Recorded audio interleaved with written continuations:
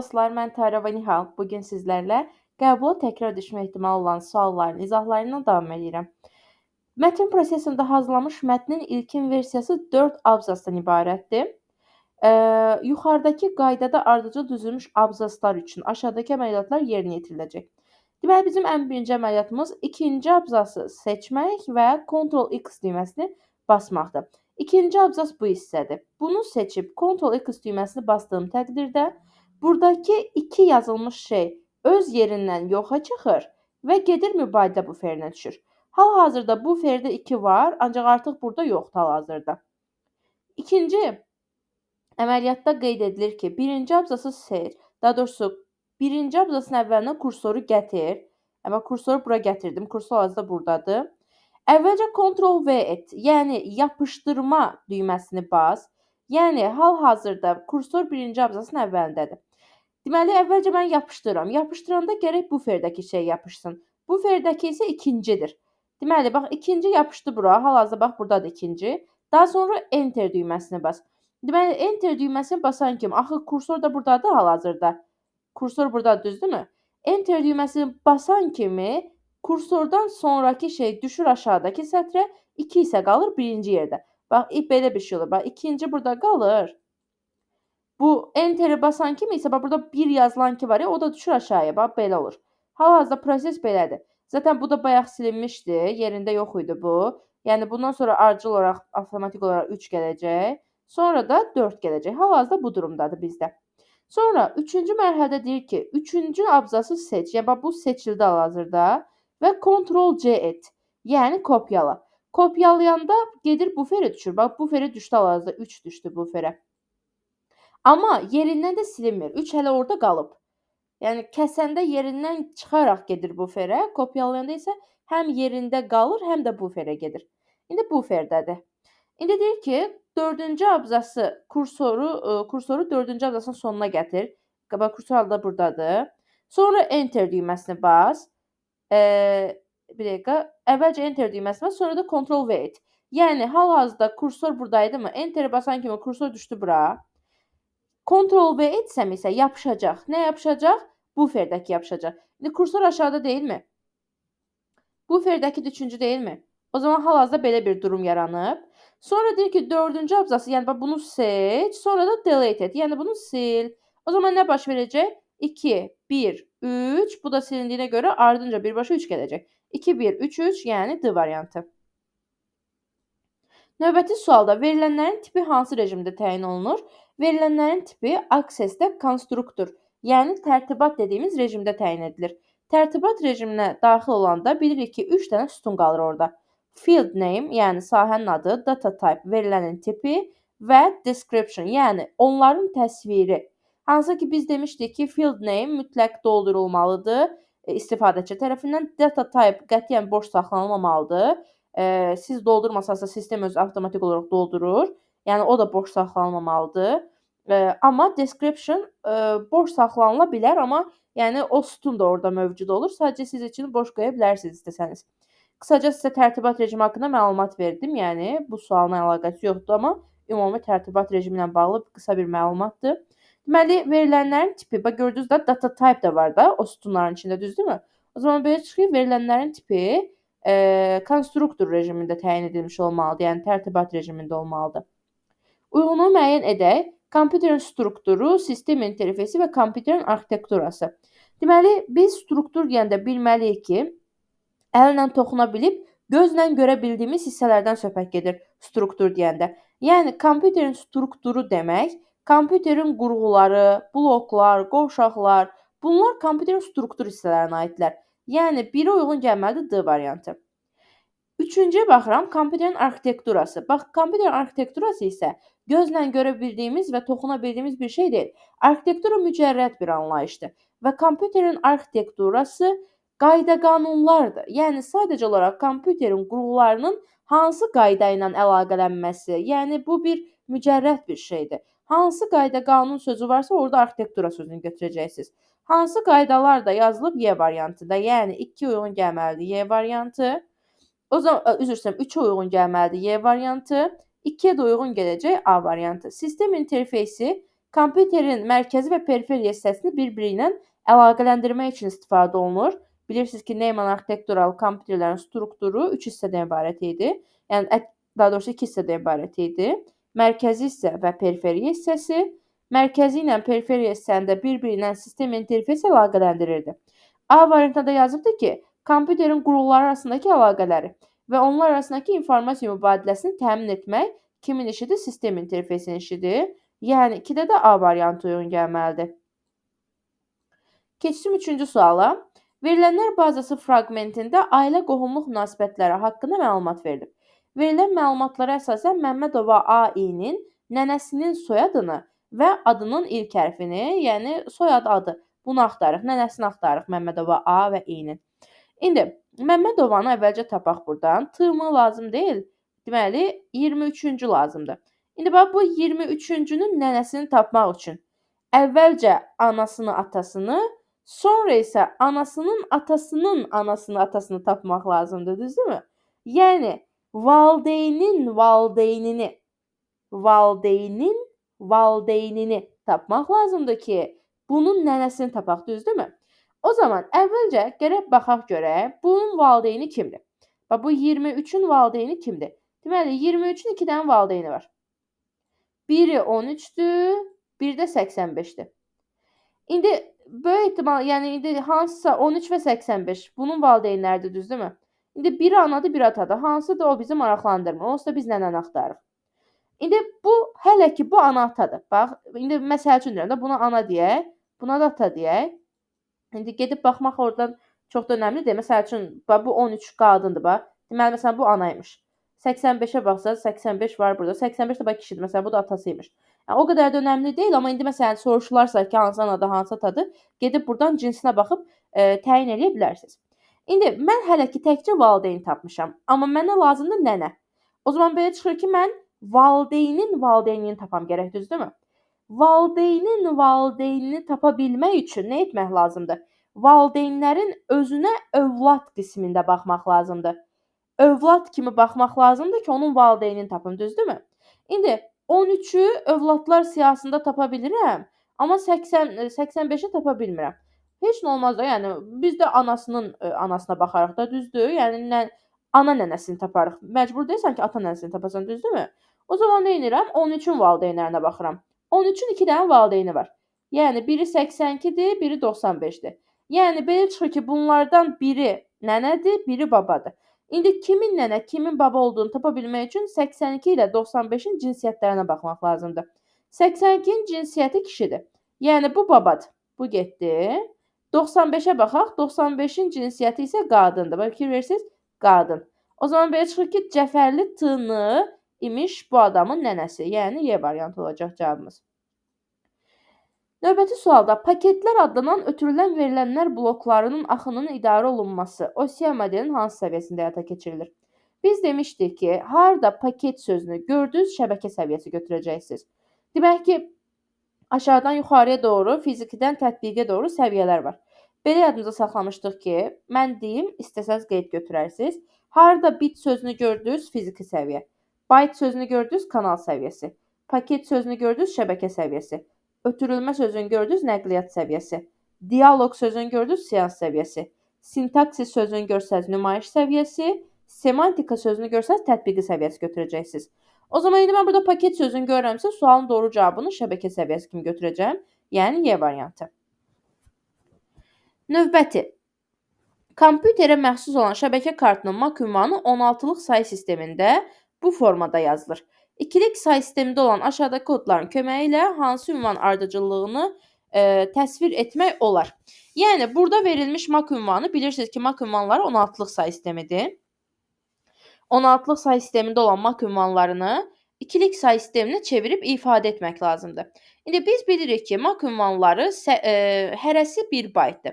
Yəni, ümumilikdə 6 dənə sektor var. Hər sektor 1 bayt kimi götürülür və ümumi MAC ünvanları 6 baytdan ibarət olurlar. İndi burada da 6 baytlıq, yəni 6 bayt deyəndə hərəsinə 1 bayt düşür və mən bilirəm ki, 1 bayta 8 bitdir də, düzdürmü? 1 bayt 8 bitdir. İndi bax, bu da 8 bitdir, bu da 8-dir, bu da. Amma bax bu bütövlükdə 8 bit. Yəni bir ayrı, 2 ayrı götürülmür. Yəni bu 8, bu 8, bu 8, bu 8 belə götürülmür. İkisi birlikdə 8 bitdilər. O zaman belə çıxır ki, hər bir sektorda rəqəmlərin birinə 4 bit, o birisinə də 4 bit düşür. Yəni bax bunlar 4 bit, 4 bit, ikisi birdə 8 bit. 4 bit, 4 bit, ikisi birdə 8 bit. Niyə? Çünki 16-lıq sayı sistemində hər bir dənə simvola 4 bit düşür də, biz bunu bilirik.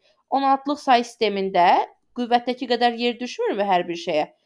16 da 2 üstü 4 demək deyilmi? O zaman biz bilirik ki, əzbərdən 16-lıq sayı sisteminin hər bir dənə simvoluna, bax bircə dənə simvoluna 4 bit düşür. İndi mən başa düşdüm ki, hərəsi 4 bit, 4 bit bölünüb. İndi variantlarda nə edəcəm? Məsələn, bax bu 12-ni. Buna 4 bit, buna 4 bit uyğun gələcək bir şey axtaracağam. Gəlin yoxlayaq. Deməli, sağ tərəfdən başlayıram. Gəl məsələn A variantını yoxlayaq. 4 4 böləcəm. Bax 1 2 3 4. Bax 4 4 böldüm. 1 2 3 4. İndi ikisini də çevirirəm. Bax A variantı belə bir şey yazıb. Bax 0 0 0 0. Sonra da yazılıb 0 0 1 1. Bax mən bunu 4 4 böldüm. Bir tərəfindən bir dənə qiymət alacağam. O bir tərəfindən başqa bir qiymət alacağam. Bunlar ikilik qiymətlərdir, düzdürmü? Və mən bilirəm ki, ikilik olan qiymətdən 16-lıq olan qiymətə keçmək üçün nə edirdim mən bunu? Hər birinin üstünə 8 4 2 1 yazırdım, düzdürmü? Bax buranı nə elədi? Bax nə edirdim? Aşağıya 0 düşənləri atırdım. Yazandan sonra, qüvvətlər yazandan sonra aşağıya 0 düşənləri atırdım. Aşağıya 1 düşənləri toplayırdım. Bax 2 ilə 1 toplayanda bura eləyir 3. Burada da toplanansı heç nə yoxdur, deyə olur 0. Yəni bax buranın cavabı 0,3-dür. İndi bizdə 0,3 alınan hansıdır? Ən axırıncısı. 0,3 bizdə ən axırdadır. Yəni bu nə idi? Birinci idi, düzdür? Deməli bax birinci ən axırda gəlməlidir. 1 ən axırda gəlməlidir. 1-in ən axırda gəldiyi bir dənə düzgün cavab var, o da B variantıdır. İndi gəl o birisləri yoxlar. B variantına görə ikinci də ən əvvəldə gəlməlidir. İkinci bizdə buydu da. Bax bura yazmışam ikincini. İndi yoxlayaq bax. 8 4 2 1. Baxın bu qayda ikilikdən 16-lığa keçmə qaydasıdır. 4 4 bölüb üstünə yazırsınız 8 4 2 1. Burada yazırsınız eyni şeyi. 8 4 2 1. Sonra aşağıya 0 düşənləri atırsınız. Aşağısına 1 düşənlər isə toplanır. Burada aşağıya 1 düşən bircə dənə şey qalıb. O da 1-dir. Ona görə toplama ehtiyac yoxdur. Burada da 2-dir bax. Aşağısına 1 düşən təkcə bircə dənə şey var. O da ikincinin aşağısına 1 düşüb. Ona görə toplamırsan elə birbaşa 2 yazırsan. Bu da elədir 1 və 2. Həqiqətən də bizdə qiymət 1 və 2 ilə başlamır. Həqiqətən də ikinci olan bu şey birinci yerdə gəlməli deyilmi? Və B variantına da hazır birinci yerdə gəlib də. Deməli sualın doğru cavabı B variantıdır. Məsələn digəri nə gəlməlidir? İkinci yerdə gəlməlidir 0D, düzdürmü? 0D gəlməlidir. Bizdə bax 2 ardınca 5 gəlir. Bax bu 5-ci nədirsə də 5-cinin cavabı 0 və D alınmalıdır. İndi gəl 5-cini yoxlayaq bax. 5-də nə yazıb bax? 0 0 0 0 sonra da 1 1 0 1 yazıb. İndi böldüm bunu. Burada yazdım 8 4 2 1. Burada yazdım 8 4 2 1. Bunların hamısı 0 olduğu üçün cavab 0 çıxacaq. Burada amma təkcə 2 gedir, qalanlar toplanır. 8-in üstünə 4 gəlirəm, eləyir 12, üstünə də 1 gəldim, elədi 13. 16-lıq sayı sistemində 13 D deməkdir. Ona görə buranın cavabı çıxır 0D. Həqiqətən də oldu mu düzgün? Bax 12 ardınca 0D gəldi. Yəni 2 ardınca 5. Tamamilə doğrudur da. B çıxır ki, sualın doğru cavabı B variantıdır. Məsələn. Sonra keçdik növbəti suala. Excel proqram pəncərəsində ixtiyari verilənlər yazılmış xana seçilmişdir və klaviaturadan yeni bir məlumat daxil edilmişdir. O zaman nə baş verəcək? Klaviaturadakı köhnə məlumat silinəcək və yerinə yenisi əlavə ediləcək. Gəlin bunu Exceldə sizin üçün praktik şəkildə göstərim. Deməli, məsəl üçün bura bir şeylər yazdım. Məsələn, tamam bura yazıram 4. Düşdüm aşağı. Bunu seçdim. Bu seçdim hal-hazırda. 4, məsələn 7 yazdım. Nə baş verdi? Köhnəsi silindi, avtomatik yerinə yenisi gəlmiş oldu. Deməli, köhnə məlumat silinir, yerinə yeni məlumat gəlir. Nədir bu? Silinir, yerini yeni məlumat tutur. Yəni 7-də sualın doğru cavabı olacaq A variantı. Sonra Keçdik növbəti suala. Aşağıda göstərilənlərdən hansı internetdə elektron poçt ünvanı olaraq götürülə bilər? Elektron poçt ünvanında sadəcə bir dənə işarəsi olmalıdır. 2 dənə işarəsi olan getdi. Elektron poçt ünvanında işarəsindən əvvəlki hissə olmalıdır və işarəsindən sonrakı hissə də olmalıdır. Özü də tam formada. Yəni məsələn .ru, .com, .az, yəni bu serverin adı tam olmalıdır da. Məsələn, tutalım ki, Facebook yazsa Victor@Facebook. Bu tam sayılmır məsəl üçün. Məsələn, belə yaza bilərəm amma victor@facebook.com. Məsələn, bu düzdür. Ya da victor@gmail.com. Bu düzdür. Amma victor@gmail, məsələn, bu səhvdir. Yəni tam formada verilməlidir. Əvvəlki hissədə, sonrakı hissədə. Burada da ümumiyyətlə verilməyib ki, bu səhvdir. Y variantı domen adıdır, sayt adıdır. İşarəsi yoxdur. İşarəsi yoxdursa e-mail adı ola bilməz. A variantında isə biz qeyd etmişik ki, işarəsinin serverə bağlandığı hissə və işarəsinin istifadəçi adına bağlandığı hissələrdə durğu işarələri verilməməlidir. Yəni sual, nida, nə bilim, ulduz bunlar olmamalıdırlar. O səbəbdən burada da dən mail işarəsinin birləşdiyi hissəyə sual qoyulub, olmaz. Amma məsələn C variantında heç bir problem yoxdur. Tam şəkildə, düzgün şəkildə istifadəçi adı da verilib tam şəkildə, serverin adı da verilib tam şəkildə, işarəsi də öz yerində, heç bir problem yoxdur. Aşağıdakı əməliyyatlardan neçəsi layout lentabından həyata keçirilir? Səhifələrin nömrələnməsi. Səhifə nömrələnməsi deyəndə biz 3 fərqli yerdə nömrələmə əməliyyatı tanıyırıq. Birinci nömrələmə əməliyyatı home lentabındadır. Home lentabındakı paragraf lent qrupundan abzasları nömrələyirik. İkinci nömrələmə insert lentabındadır. Insert lent tabının header footer lent qrupundan page number əmri vasitəsilə səhifə nömrələyirik. Üçüncü nömrələmə əməliyyatı isə layoutdadır. Layoutdan isə sətirləri nömrələyirik. Yəni səhifə nömrələməsi insertdədir. O zaman bu getdi. Yeni səhifə əlavə etmək. Yeni səhifə əlavə etməyi insertdən də eləyə bilərsiniz. Blank page. Layoutdan da eləyə bilərsiniz. Bu break var. Bu page break eləyəndə avtomatik yeni bir dənə səhifə əlavə eləyir. Kursoru da keçirir növbəti səhifəyə. Yəni onun vasitəsilə yeni səhifə əlavə edə bilərsiniz. 2 düzdür. Sərlövhələrin əlavə edilməsi, yəni column title. Məsələn, burada yazılan dim, sonra sınaq 2023. Bunlar column title'dır məsəl üçün. Yəni header footer ya da sərlövhə deyirik məsələn biz bunlara. Bu sərlövhələri insert lentabından həyata keçirirsiniz və buradan header footer vasitəsilə həyata keçirirsiniz. Deməli, layoutun page setupında isə header footer belə deyək ki, əlavə etmək yoxdur. Deməli, dəqiqə. Header footer əlavə etmək yoxdur. Sadəcə olaraq əlavə etdiyiniz header footer'ın belə deyək ki, tək və cüt səhifədə yazılmasını seçə bilərsiniz də. Yəni sıfırdan əlavə etmək orada deyil. Sərlövhə əlavə etmək getdi. Mətnin sütunlara bölünməsi və bu mətni sütunlara böləndə buradan bölürsüz, columns bölməsindən vasitəsilə mətni sütunlara bölürsüz. Və deməli, bunu eləyə bilərsiniz. Yəni, səhifənin fon rənginin təyin edilməsi. Deməli, səhifənin fon rənginin dəyişdirilməsi dizayn lentabındadır. Təbii ki, dizayn lentabını buradan, yəni layout aidiyyatı yoxdur bunun. Getdi. Abzaslararası məsafənin təyin edilməsi. Abzaslararası məsafəni layout lentabından təyin edə bilərsiniz. Bu hissə, görürsünüz, spacing bölməsi vasitəsilə abzaslararası məsafəni təyin edə bilirsiniz. Bu var. Bir də səhifə sonu izahların verilməsi. Səhifə sonu izahların verilməsi referans lentabındadır. Yəni, buradadır, referans lentabından olacaq. Deməli, o da insert və burada insert footnote vasitəsilə səhifə sonu izahları əlavə edə bilərsiniz. Deməli, 2, 4 və 6 düzdür. Yəni, ümumiyyətlə 3 dənəsi vasitəsilə C variantı olacaq burada cavabımız. Bu dialoq pəncərəsinin açılması üçün hansı lent tabına və hansı lent qrupuna müraciət etmək lazımdır? Deməli, bu dialoq pəncərəsinin açıla bilməsi üçün fontun dialoq pəncərəsidir. Home lent tabının font lent qrupuna müraciət etmək lazımdır. Home lent tabının font lent qrupundan və buradan basan kimi həmin o dialoq pəncərəsini açmış ola bilərsiniz. Yəni, burada cavabımız olacaq Home'un font lent qrupu. Daha sonra Excel 2019 proqramında hansısa xananın aşağıdakı kimi görünməsinin səbəbi nədir?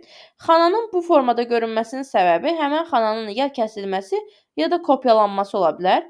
Baxın, cut eləsəm ya da copy etsəm, hər iki halda da seçilmiş olur xana. Yəni belə deyək də, seçilmiş deməyək də, seçilmə budur. Yəni buferə köçürülmüş olur. Yəni ümumi desək, xananın buferə köçürülməsi deyə bilərik cavabı. Y variantı olacaq yəni burada cavabımız. Daha sonra gördüyünüz şəkil ilə bağlı doğru olmayan fikir müəyyən edin. Sənəd 5 nüsxədə çap olunacaq. Görürsüz, kopya sayını 5 yazıb. O zaman belə çıxır ki, sənəd 5 nüsxədə çap olunacaq. Sənədin səmtləşməsi albom formatındadır. Səmtləşmə burada göstərilir. Landscape, yəni albom. Bax görürsüz, görünüşü də alboma oxşuyur. Albom formatı, yəni bu düzdür. Portret amma bu formada, dik formada olur. Yəni bu düz yazılıb burada. Kitab forması olur portret olanda.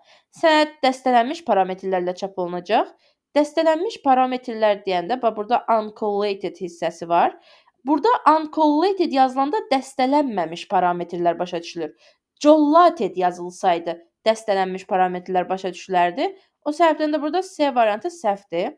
Bir üzdə sənədin 4 dənə səhifəsi eyni anda çapdan çıxacaq. Bax görürsüz, 4 page per sheet yazıb. Yəni hər üzə 4 dənə səhifə çıxsın. Düzdür bu? Sənədin bütün səhifələri çapa göndərilir. Baxın. Print all pages, the whole thing. Yəni nə var, nə yox. Neçə səhifə var, hamısı çapa getsin deməkdir. Yəni o da düzdür. Növbəti sualda Aysel ilə Aygün eyni şirkətdə ancaq müxtəlif növbələrdə işləyirlər. Hər ikisi eyni kompüter istifadə edir. Ayselin növbəsi hələ ki başlamayıb, ancaq Aygündən xahiş edir ki, 2 dəqiqəlıq öz hesabına keçid edə bilərmi? Aygün deyir ki, əlbəttə olar, ancaq qəti mənim sənədlərim bağlanmasın. İşim hələ ki bitməyib. Aysel isə qəti narahat olma deyir və əyləşir kompüterdə işini görür. Aysel öz hesabına keçid edə bilmək üçün kompüterdə hansı əmri seçmiş olmalıdır? Əgər istəyirsə ki, Aygünün sessiyasındakı heç bir proqram bağlanmasın, Aygünün sessiyasında heç nə olmasın, o zaman Aysel keçid eləyərkən öz hesabına switch user seçməlidir.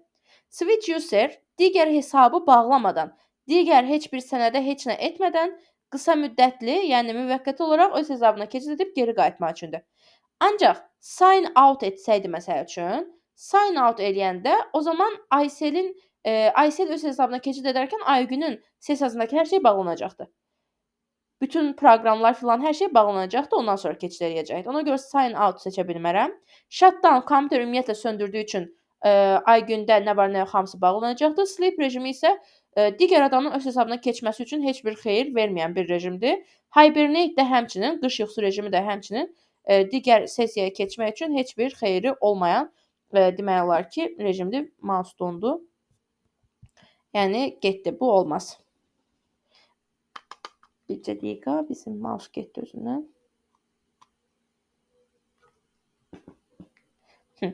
Tərəfləri 6 düym və 8 düym olan düzbucaqlı formalı diaqonalın düzbucaqlı formalı təsvirin diaqonal ölçüsünü hesablayın.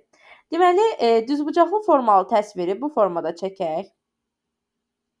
İndi bilirik ki, indi mən də yaxşı çəkə bilmədimsə də, bilirik ki, diaqonal ölçüsü deyəndə, bax söhbət bundan gedir. Bax buradan. Diaqonal bax budur. İndi bunu mən çəkə bilməsəm də, sizin də təsəvvürünüzə canlandımı ki, bu nədir? Düzbucaqlı üçbucaqdır.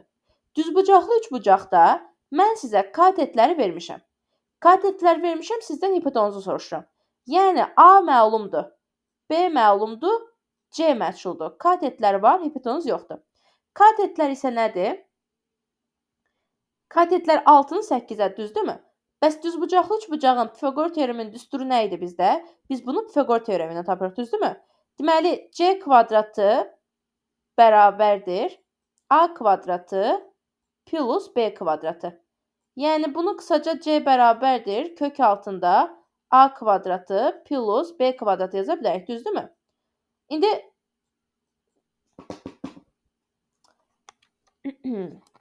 bugün mənim video çəkilməyim deyəsəm mənim mouse tərəfindən əngəllənir. Hə, deməli bizdə bu tərəfi verib 8, bir tərəfini də verib 6, 8-in 6-ya. İndi nə etməliyəm? 8-in kvadratı üstə gəlsin 6-nın kvadratı. 8-in kvadratının üstünə 6-nın kvadratını gələndə deməli nə olacaq? Kök altında 100 olacaq. Kök altında 100. Deməli 8-in kvadratı 64, 6-nın kvadratı 36, topladım, aldım kök altına 100. O da kökdən çıxacaq 10 kimi. Nə kimi? 10 düyüm kimi, düzdürmü? Bax, mən çünki 6 düyüm, 8 düyüm bunlara dəyməmişəm. Kök altından çıxdı 10 düyüm. İndi mən sizə mötərizədə vermişəm ki, hər düyüm 2,5 santimetrdir. Normalda 2,54-dür, amma dimin hesablamalarında 2,5 kimi götürülür. İndi 2,5 kimi götürülür və mən də cavabı nə ilə istəmişəm sizdən? Santimetrlərlə istəmişəm, düzdürmü? O zaman belə çıxır ki, məndə 10 düyüm var. Əgər hər düyüm 2,5 santimetrdirsə, belə çıxır ki, 10 düyüm ümumilikdə 25 santimetrə bərabər olmuş olmalıdır. 10 vurulsun 2,5 olacaq cavabımız 25 santimetr.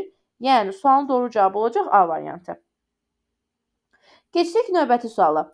Verilmiş video informasiya ekranın 24 vurulsun 768 rejimində rəng palitrası 2/16 olmaqla saniyədə 30 kadr bölünsün kadr sürəti ilə nümayiş etdirilir.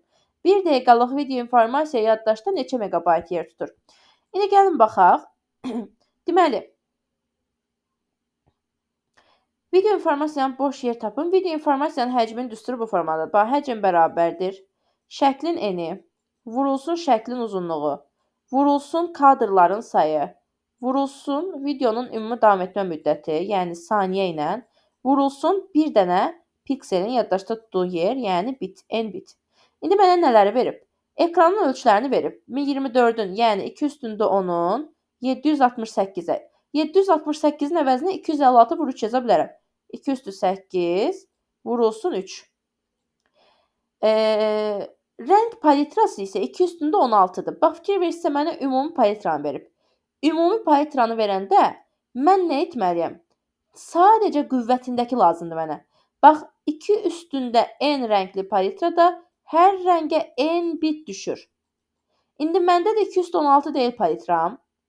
O zaman hər rənginə 16 bit düşməlidir, düzdürmü? Yəni, burada palitram 2/16-dırsa, bir rənginə 16 bit düşməlidir. Düsturda da məndən sadəcə qüvvətini istəyir, n bitini istəyir. Bütün hamısını istəmir ki, palitran. O səbəbdən də 2/16 yox, mütləq şəkildə bura 16 yazmaq lazımdır. 16 da 2/4 deməkdir. Yazdım 2/4 bit. Daha sonra mənə deyir ki, video 30 kadr bölünsün saniyə sürəti iləndir. Yəni, kadr sayı 30-a bərabərdir. Vurdum bunu 30-a.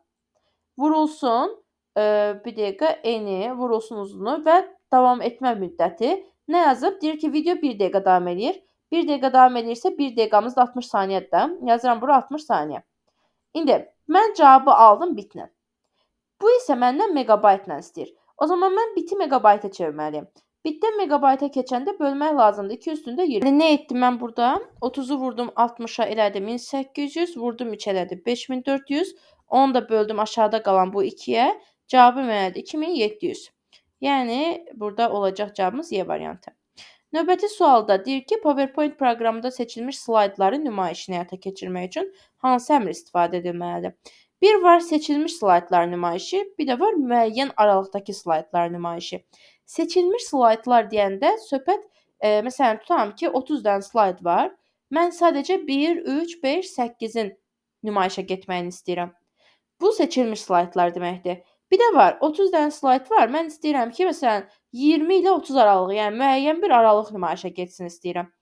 İndi, əgər seçilmiş deyirsə, cavab custom slideshow olmalıdır. Müəyyən aralıq sözünü istifadə edirsə, cavab setup slideshow olmalıdır. İndi, bu PowerPoint-də də onu sizə tətbiqi şəkildə göstərim. Deməli, bax, bu slideshow lent tabına gəlirəm. Burada custom slide var. Custom show bölməsinə daxil oluram. Deməli, burada new bölməsinə gəldim. Burada məsəl üçün 1, tutam 3, 5, 8. Nə qədərini istəyirəm, hansıları istəyirəmsə seçirəm, sonra onu nümayişə göndərirəm, OK vururam. Bu deməkdir seçilmişlər. Bir də var setup slideshow. Burada görürsünüz from neçəsə to neçəsə, yəni neçədənsə neçəyəsə aralığın nümayişə getməsi deməkdir bu. O zaman bu cavab olacaq, aralıq deyəndə cavab olacaq setup slideshow. İndi burada məndən seçilmiş istəyirdi, cavabı custom slideshow götürəcəm. Sənəddə seçilmiş fraqmentləri gizlətmək üçün Word-də hansı lent tabını istifadə etmək lazımdır? Home lent tabının font lent qrupunun dialoq pəncərəsini istifadə etmək lazımdır. Yəni hidden hissəsini istifadə etmək lazımdır. Buranı götürəcəm, yəni düzgün cavab kimi. Hardadır o? Baxaq. Deməli, B variantı. Deməli, MS Office hansı növ proqramlara aid edilə bilər? MS Office tətbiqi proqram paketinə aiddir, yəni B variantı. Çünki Office proqramları bizim işimizə yarayırıq. Yəni kompüterin nəyinə lazımdır ki, kompüterdə var Word, Excel yoxsa yoxdur. Yəni o kompüter üçün maraqlı olan bir şey deyil. Bizim üçün maraqlı olan bir şeydir və bizə maraqlı olan şeylər də tətbiqi proqramlar adlanır, bilirsiniz ki. Alqoritmin sonlu sayda addımlardan ibarət olması və nəticəyə çatması. Adından da görünür ki, bu nəticəvilik. Alqoritmin yekunda nəticəyə çatması təbii ki də nəticəvilik xassiyəsinə aid olmalıdır. 21-ci sualda PowerPoint 2019 proqramında slayd obyektlərinə animasiya effektləri verilmişdir. Bilirsiniz ki, slaydın obyektinə animasiya effekti vermək üçün animation, slaydın özünə animasiya effekti vermək üçün isə transition lent tablarını istifadə edirik biz. Bu animasiyaların başlaması üçün nələr seçilə bilər? Məsələn, buna bir animasiya effekti verək. Animationdan gəldim, bir effekt verdim. Görürsünüz, bu obyektdir çünki, fiqurdur. Bunun başladılması üçün 3 dənə sadə, bir dənə də xüsusi forması var bizdə. Deməli, bax, on click, with previews, after previews. Bunlar deməli, slaydın obyektinə verilmiş animasiya effektinin başladılma formalarıdır. Trigger isə başladılmanın xüsusi formasıdır. İndi buradan very slow, medium, slow, fast. Bunlar duration formalarıdır obyektin. Yəni sürətli mi hərəkət etsin, yavaş mı hərəkət etsin, obyektin davam etmə formalarıdır bunlar. Amma on click, with previous, after previous, yəni 2, 4 və 6 isə başladılma formaları olmuş olacaq. 32 üstündə 3 onluq qiymətini 16-lıq say sisteminə çevirdikdə alınan ədədin ilk rəqəmi nə olacaq? Deməli, 32 üstündə 3, əvvəlcə mən bunu ikilik say sistemi kimi ifadə edirəm. Daha doğrusu 2-nin qüvvəti kimi ifadə edirəm. 32 2 üstü 5 deməkdir. Bu asant qaydasıdır bunun. 5 üstündə də 3 olduğu yerdə qalır. Bilirsiniz ki, mörtəzə qüvvətini vurub açırlar. 5-i 3-ə vururum. Olur cavab 2 üstündə 15. 2 üstündə 15, yəni bu 2 hal-hazırda onluq qiymətdir. Bu onluq qiyməti 16-lığa birbaşa çevirə bilmək üçün belə bir qaydamız var. Bu qüvvətdəkini götürürsünüz 15-i, bölürsünüz 4-ə. Çünki 16 2 üstü 4 deməkdir, ona görə 4-ə bölürsünüz. 15-i 4-ə böləndə düşəcək 3 dəfə, eləyəcək 12, qalıqda qalacaq 3. Bu qalan qalıq var. Qalan qalığı götürüb 2-nin qüvvətinə yazıram, olur 8. Deməli, ədədim 8 ilə başlayacaq. Buradakı 3 isə yanına 3 dənə 0 yazacağını bildirir. Vəssalam, bax 2 dəqiqəyə çevirdim. 8, yanında da 3 dənə 0. Yəni 32 üstündə 3-ü 16 sayısına çevirsəz 8, yanında da 3 dənə 0 alacaqsınız. Həmişə belədir, yəni özünüz üçün 1 5-6 dənə 2-nin qüvvəti götürüb yoxlaya bilərsiniz. Həmişə bu qayda ilə düz almış olacaqsınız. Yəni ilk qiymətimiz 8 olacaq burada. Kontekstual, yəni fiqur filan əlavə eləyəndə sonradan gələn lent tablarını göstərin deyə soruşur. Header footer əlavə eləyəndə header footer adlanan kontekstual bir tab gəlir. Görürsünüz, header footer kontekstual tabı var yuxarıda. Bunu eləyə bilərsiniz. Düstur əlavə eləyəndə equation adlanan kontekstual tab gəlir. Equation düsturu insert-dən əlavə edirsiniz. Baxın, gördünüz, equation adlanan kontekstual tab gəldi. Düzdür. Format, fiqur, şəkil filan əlavə eləyəndə, daha sonra smart art ya da design chart, yəni diaqram əlavə eləyəndə hamısında format kontekstual tabları gəlir. 1 3 4. Digərləri isə review'dur, view'dur, home'dur. Bunlar əsas lent tablarıdırlar. Görürsünüz, home'dur. Sonra review'dur, view'dur. Heç nə əlavə etməyəcə ehtiyac yoxdur. Onlar onsuz da oradadılar. Əsas lent tablarıdırlar. Taskbarın üzərində yerləşənlər. İndi məndə Windows 11-dir. Burada bəlkə də hamısı yoxdursa da. Start menüsü taskbardadır. Bax, görürsünüz, məndə də var. Bu aşağıda start menüsü var. New folder, bunu desktopun kontekst menüsündə görə bilərsiniz. Bax, bir dənə new folder. Buradan görə bilərsiniz. Start gördük. Show the desktop. Bu ən kənardakı namla, bax, görürsünüz, show the desktop yazıb. Taskbarın ən sağına baxsın hamı. Show the desktop. Deməli var, bu düzdür. Desktopu göstərmək üçün istifadə olunur. Bunun üstünə basanda desktop görünür. Open. Open ola bilməsi üçün hansısa bir qovluğun üstündə ya da faylın üstündə basmalıyam ki, hər halda qovluğu ya da faylı açaram da, düzdürmü? Open qovluğun ya da faylın kontekst menüsündə olur. Getdi. Notification, bax, bu sahə var. Wi-Fi-yə qoşulma, zaryadkanın olub-olmadığını göstərən sahə notification, yəni bildiriş sahəsi adlanır. Bura var, taskbardadır. Deməli, nə olacaq? Cavabımız burada olacaq 2, 3 və 5. Və nəhayət sonuncu sualda uyğunluğu müəyyən etməyimizi istəyir bizdən. Deyir monitor. Monitora nələri aid edə bilərəm? Diaqonal üzrə ölçünü monitora aid edə bilərəm. Bir də monitorun çözümlülüyü olur. Yəni resolution olur. Məsələn, 1208-in tutalım 625-ə, 800-ün nə bilim 300-ə. Bu ekranın çözümlülüyü budur. Monitora aiddir bu çözümlülük məsələsi. Yəni biri həm B, həm D uyğun gəlir. 2. Printerlər necə ola bilərlər? Matrisli ola bilərlər, şırnaqlı ola bilər, termiki ola bilər, lazerli ola bilər, literli ola bilər. İndi burada məndə nə var? Burada deməli matrisini verib və şırnaqlını verib. 2-yə uyğun gələcək C və Y.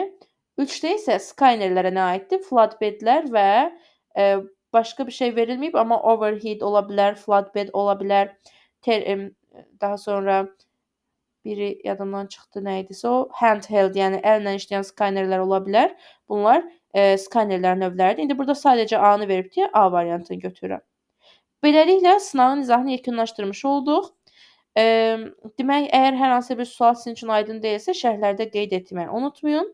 Sentyabr ayı üçün olacaq qruplara da qeydiyyatdan keçməyi unutmayın.